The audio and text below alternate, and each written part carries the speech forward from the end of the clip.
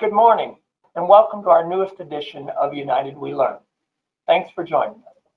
I'm John Kelker, President of Your United Way, and today it's a pleasure to share what's behind United Way's strategic investment. As we start, we have placed everyone on mute. During our program, please ask questions using the chat option. We will wrap up at 15 minutes, and United Way staff will stay on to address any questions.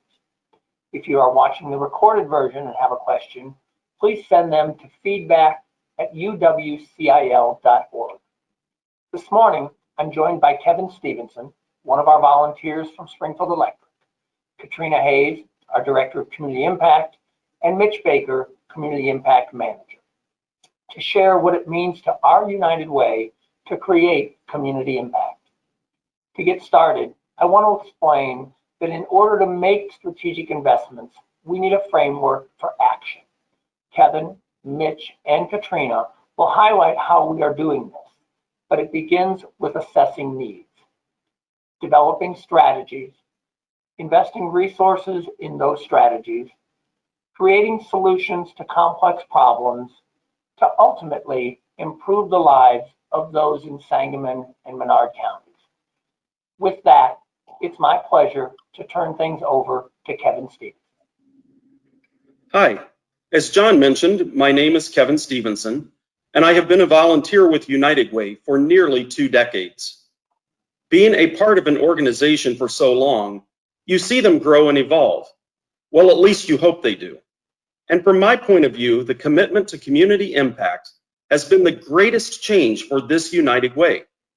While I have always been proud of the work United Way does, this newer and ever-evolving version excites me more than ever. But what is community impact? Community impact is the overarching term used by United Way internally to describe the act of bringing together a community's resources, people, time, talents, and treasure to identify, address, and improve complex community problems, and John just laid out this framework. But from a community member's point of view, I want to explain what this looks like. First, being a good community impact United Way means turning outward and aligning with our community.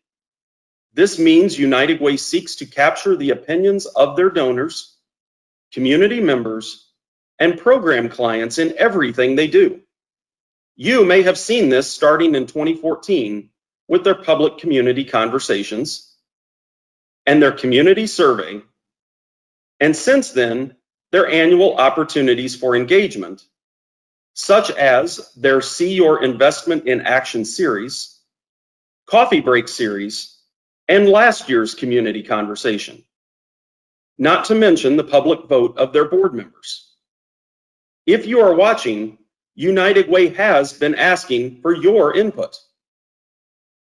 Other tenets of community impact are setting and refining impact goals that lead to community results, strategically communicating United Way impact and causes, creating energy around and providing opportunities to invest in what works, and last, but certainly not least, creating that impact or community change through investing in programs. To tell you more about the landmark changes that I have seen make this United Way better is Mitch Baker, the Community Impact Manager at United Way. Thanks, Kevin. So as you were saying, when this United Way stepped out to become a Community Impact United Way, we first went to the community. And from the community, we learned that we had some opportunities for change. Now, from those community conversations, United Way realized that our network was relatively small and that we needed to do more work to expand who we worked with.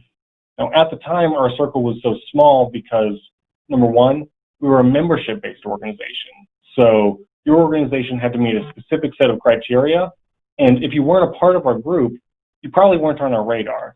Now, to fix this, we moved from a membership model to a partnership model. Then, number two, in order to even just apply for funding, you needed an audit. And the problem with that was only organizations with over $250,000 in operating expenses typically need an audit. So even though there were small organizations doing incredible impact work, we weren't necessarily working with them. So to address that, we created adjusted requirements that are more appropriate for organizations of all different sizes. Then the biggest challenge we had yet to tackle was community level work to help provide coordination and alignment, and that is no easy task. So the biggest question for us was, how do we know where to focus? And for that, I'm going to turn it over to Katrina Hayes, our Director of Community Impact. Mitch, Kevin, yes. That captures so well some of the biggest components of our evolution to date. And I want to provide a lens into how we balance the community voice with data. But the best way I can do that is to explain a little bit about what was happening in 2014. When we called for our first ever community conversations, we asked the community to come together and answer a very big question. What should we address? From 2 sessions, many priorities emerged, and they fit into 4 primary issue areas. 3 we were expecting, and 1 we weren't. In order to move our community forward, the community told us that our inclination was correct, that they wanted to see United Way make investments in education, financial stability, and health. However, this community also saw that we couldn't make long-term investments without addressing the short term. So we were encouraged to maintain a focus on supporting a safety net of emergency services. We ended up calling this basic needs. So we took these identified issue areas and opportunities of investment and did research. We also called on experts to help us identify any best practices that may not have been captured through the community voice. And then lastly, we looked at issues facing communities similar to Springfield from across the nation.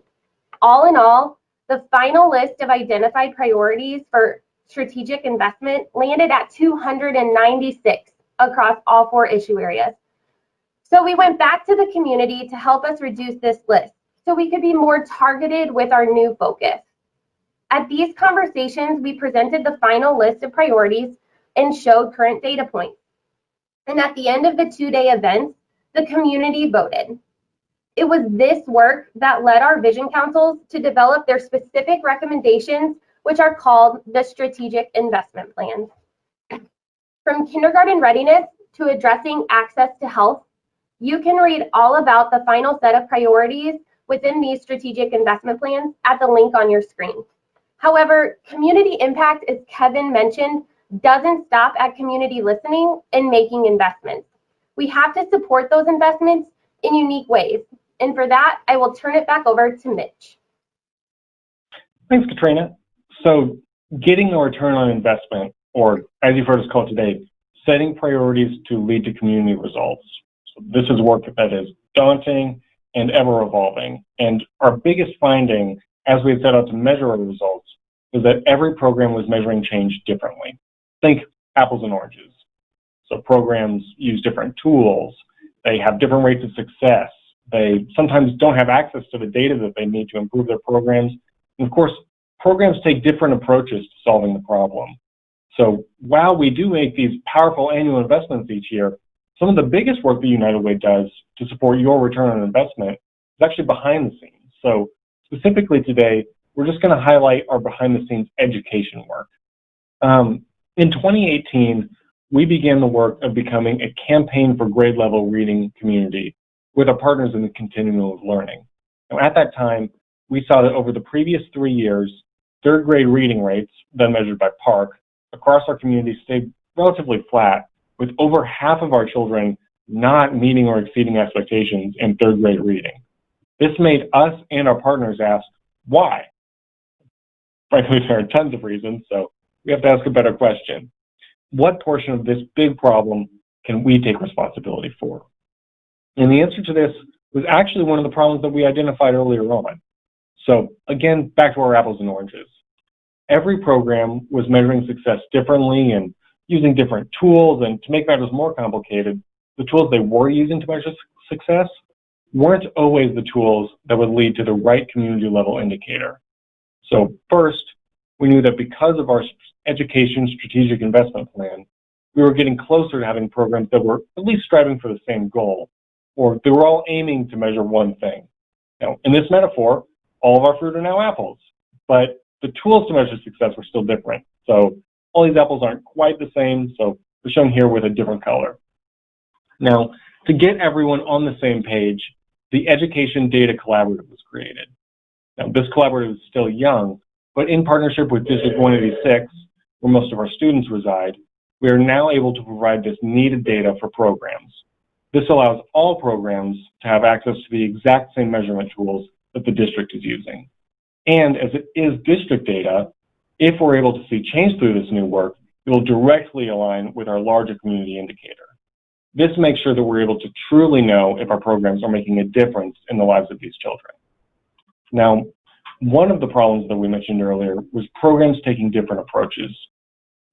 Through the research, we know that adverse childhood experiences, or ACEs, create barriers to learning for children. But with proper support, students can overcome these barriers and prosper. Now, the support we can provide is well-trained adults. Each year, just through our funding, we know there are more than 446 volunteers working with children. So we knew we needed to help support a seamless transition of supports from the school day into their after-school and summer programming. So we created the ACES Shared Language and Training Initiative. So with the support of our school district, we are training local staff and volunteers on best practices aligned with our district for supporting children who have adverse childhood experiences. And there's so much more to learn here. So if you're at all interested, please head over to our website and view the whole toolkit. But for now, Kevin is going to talk about how to learn even more about the big picture. See, I told you United Way was doing better work than ever before. However, this is just a smidgen of the full picture. Each year since their commitment to community impact, United Way has put out a community impact report to showcase the return on your investment and the supporters who are helping United Way and its partners achieve this work.